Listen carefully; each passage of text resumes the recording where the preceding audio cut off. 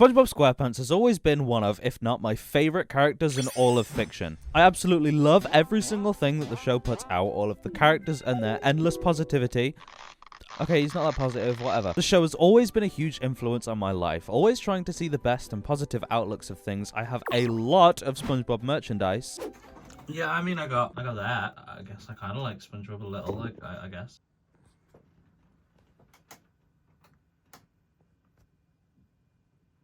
And even have Doodlebob on my body for the rest of my life. So obviously I have seen or played everything SpongeBob related, including the games Battle for Bikini Bottom Rehydrated and the Cosmic Shake. Absolutely adoring and loving both of them and how accurate they were to their source material. Knowing how well THQNordic and the entire team working on these games know SpongeBob, seeing the reveal trailer for Titans of the Tide really excited me and I could not wait to play the game. However, it turns out I wouldn't actually need to wait that long, as THQNordic were incredibly kind enough to give me a review copy of SpongeBob SquarePants Titans of the Tide 2 weeks before release. I mean, what? That is insane. I get to play this game 2 weeks before it comes out? What the f- Anyways, I've been playing the game a lot, pretty much non-stop since being blessed with the opportunity, which thank you so much, THQNordic people. You have absolutely no idea how much this means to me. This is like a highlight of my life. Now, my end of the deal to get this game was that I had to make this video that you're watching right now. So whilst I was playing the game, I kept noting down little things that I absolutely loved and enjoyed. Now, I know most of you out there will probably see the positivity in this video and think that because of the game being given early to me, that's why I'm so positive. But I can say wholeheartedly that that is genuinely not the case. I absolutely love the SpongeBob franchise and it is near impossible for me to spot any faults the entire thing has. Which it has like none, by the way. I unapologetically love SpongeBob, and if you came here to see or hear what aspects of the game were bad, I can save you the time by saying there wasn't anything. For me at least, I didn't have really any issues. There were some times where little things would happen, like the dialogue would cut or play a few milliseconds earlier than usual, but that is not something that was able to ruin or make the experience not fun for me. Now, with the tiniest complaint, and probably the only one of the entire video, here's my thoughts and opinions on SpongeBob SquarePants Titans of the Tide. Thank you again, THQNordic. Thank you. I love you guys so much. I love you. Starting off immediately, I genuinely adore the story of this game. The Flying Dutchman and King Neptune begin fighting and destroying Bikini Bottom solely because Neptune got to skip a queue for a Krabby Patty and the Dutchman was told that wasn't possible. Like, that is the most SpongeBob reason that a whole entire war spanning all over the place and destroying basically everything in sight could happen for, and is a plot I could genuinely see them basing an entire episode off of. Which is always what you want whenever you're adapting a show into a video game, for it not to feel like out of place and feel like it's something that the show would have actually happen. The entire game is voice acting from the original cast behind the show, with the roles of characters like SpongeBob being played by Tom Kenny, Patrick Star by Bill Fagerbakke, and everyone else reprising their roles from the show. You start the game in the Krusty Krab, helping clean tables and making sure everything is ready for all the customers, and genuinely just how this game looks is perfect to me. All the shading, the way the world is built, the sound effects, everything about it screams SpongeBob, and it is clear that the entire team behind the game learns more and more about how to perfectly transition the TV show into a game. This one is definitely the most SpongeBob out of all three. The actual gameplay is genuinely incredibly fun. When playing as SpongeBob, you have what you'd usually expect when looking at him. He's bouncy, he has karate chopping abilities, very similar gameplay to Cosmic Shake. But Patrick being playable, which he was not in Cosmic Shake, allows for a whole new gameplay style, with skills like burrowing, where you're able to go underground, where some certain parts of the game will require you to do this in order to find secrets or just progress in general, which might I add is one of the best abilities you could give Patrick. I could totally see him just looking at little gaps in the walls and near the ground and decide, I could just go under there. Perfect. He also has the ability to grapple, bringing enemies to where he is or allowing enemies to pull him towards them. This gives you a whole new way to play the game, where you can grab some smaller enemies and just hurl them towards another bigger enemy. You can use smaller enemies to kill bigger ones, killing both in the process. It's genuinely perfect. Grappling is also used in some parts of the game with platforming. Both characters have their own special ways of platforming, and sometimes in the game you'll need to keep switching characters midway through platforming or in the air to keep moving, which is really high stakes and can be incredibly satisfying when it's pulled off correctly and smoothly, which brings me onto my next point that I love about this game. There is no cooldown when switching characters. You can switch between SpongeBob and Patrick with no cooldown, and you can play whoever you want, whenever you want, allowing you to switch to a character if it's necessary for platforming, and then switching back the second that part is done. Meaning if you like Patrick more than SpongeBob, you can play the game mostly as him, or if you enjoy SpongeBob more than Patrick, that works too. Also, whenever you switch, a cool little PNG of the character turning into a ghost flies up, and I can't get over how cool that is. It's such a tiny little detail, but it adds a bit of polish to this game. I don't know how to explain it. It's so smooth and so sweet. This also applies to cutscenes, which I cannot even begin to imagine how long that must have taken. Depending on who you're playing as, cutscenes can play completely differently, which is another small little detail I genuinely love about this game. Some of the locations you're able to visit are ones I've wanted to see in a SpongeBob game for a while, like Neptune's Palace being being fully playable, and even Mount Bikini, which is one that a lot of people won't even know was in the show. Places like Jellyfish Fields are also featured, but made a little different with changes like the entire place being cold and snowy, just tiny little things like that, which I really love. There's a lot of different ways for people to play the game, which can vary from things like the platforming, the changing characters mechanic, and especially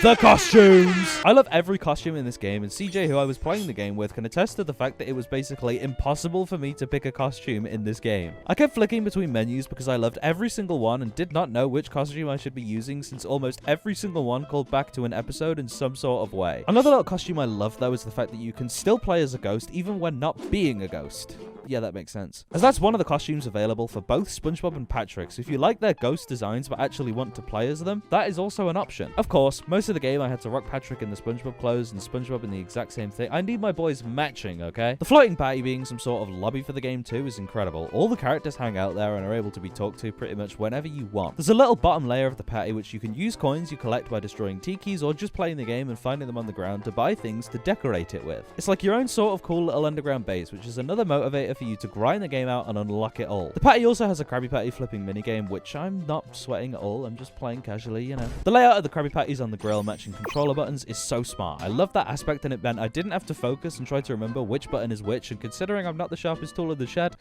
I appreciate that sort of thing. The map in the game is also some sort of cracked like vase pot thing that has the pieces come together the more places of the game you unlock, which again is gorgeous. I love that. A good way to hide the upcoming levels ahead on the map without just hiding or blurring them. It's something small but something good. The title screen and UI for this game and all the accessibility options too are something I can't get over. There are options for you to turn off SpongeBob squeaking when he walks, which by the way, if you do that, you're evil and you hate fun and happiness, but I get why some might get irritated by it. And one specific thing that I'm so happy they added was allowing the window to be draggable. You couldn't resize it in Battle for Bikini Bottom, but now you can. I didn't even see anyone asking for that or talking about it. They just made that small little change, and I know it's something so small and random, but I do not care. I just appreciate that it got added without me asking to do it.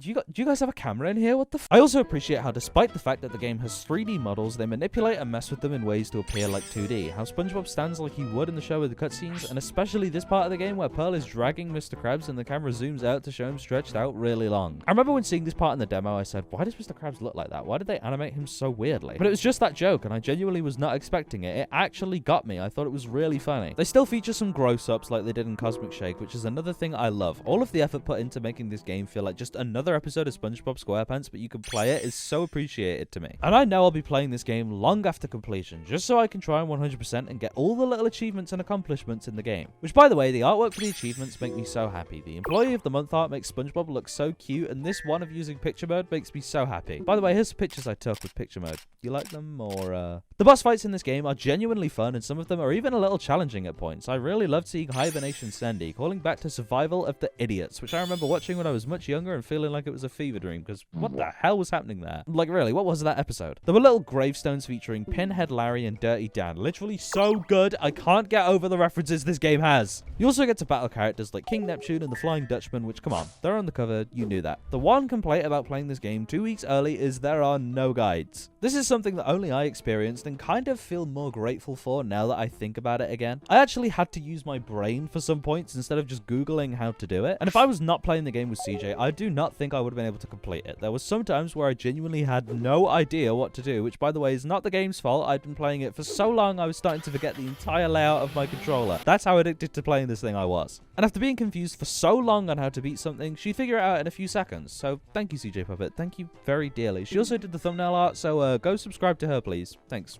Appreciate it. In fact, CJ, is there anything you want to say about the game? Yeah, I'd like to talk about it. So, hey, this is CJ Puppet. Just like what was said before, I'm not a super big fan of SpongeBob. I'm not, like, crazy about it. I don't have multiple items and shelves and like Mason has. I also, personally, I didn't get much into it because as a kid, I was one of those kids that wasn't allowed to really watch SpongeBob, so I am now just catching up. But besides that, I can definitely say it is very, very great for all types of players, whether you're into SpongeBob or whether you are just getting into it like me. It's a very good representation of the show. You can just see the effort put into it. You can just see that these people really just want to make a SpongeBob episode that you can just play. For the cinematics and the animation of the game itself, to me, speaks a lot louder than what most show-related games would do. Just looking at it, the game itself is very gorgeous. I kind of wish that certain show-related games were that in tune with the original media. Like, you know, those Avatar games that we won't really talk about. But hey, unfortunately, I thought it was going to be co-op, but it was very fun, even just being a backseater and just watching what's happening. So I would definitely consider playing with a friend. Overall, it's super fun and highly recommended. But yeah, anyways, back to you and on with the video. Anyways, another thing I appreciate about the game is the soundtrack. The music for the game is really positive and cheery and fits the SpongeBob vibe incredibly well. One detail I genuinely adore and will always love them for is the fact that the music in the background will change depending on which character you're playing. Patrick gets a much bassier, deeper, instrument-filled version of the song, and SpongeBob gets a much lighter and cheerier version of the song. It's such a small detail that adds so much more polish.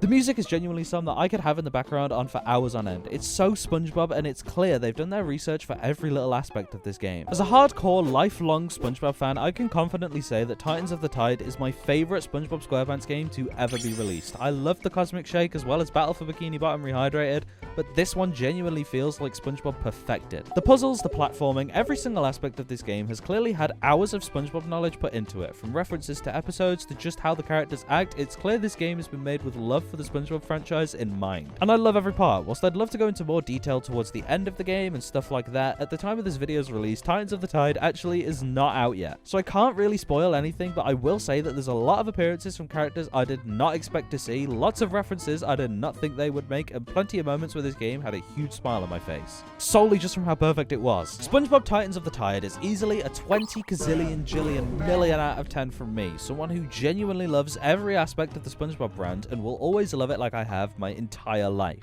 This game is so good, and if you'd like to pick up Titans of the Tide, you can use the link in the description to help support me. The game is available on Steam, PlayStation Store, Xbox, and Nintendo Switch too. So please, if you'd like to help support me whilst also checking the game out for yourself, use the link in the description and check out Titans of the Tide. Thank you so much to THQNordic for allowing me to have early access to SpongeBob SquarePants Titans of the Tide. I am incredibly grateful that I was given this opportunity, and it means the entire world to me I got to do something as cool as this. Titans of the Tide releases tomorrow as of this video being released, so you don't have long to claim the nice pre-order bonuses of... Yeah, wow, that's really something. If you've ever watched SpongeBob or are a hardcore fan, this is your game. It is so fun, and I'm sure I'll be playing it more the second this video is out. Go check out the game. Thank you THQNordic once again. Thank you to CJ Puppet for the gorgeous thumbnail art, and thank you to you for watching and supporting me. I'll see you all next time. Bye-bye. Bye-bye. Goodbye now.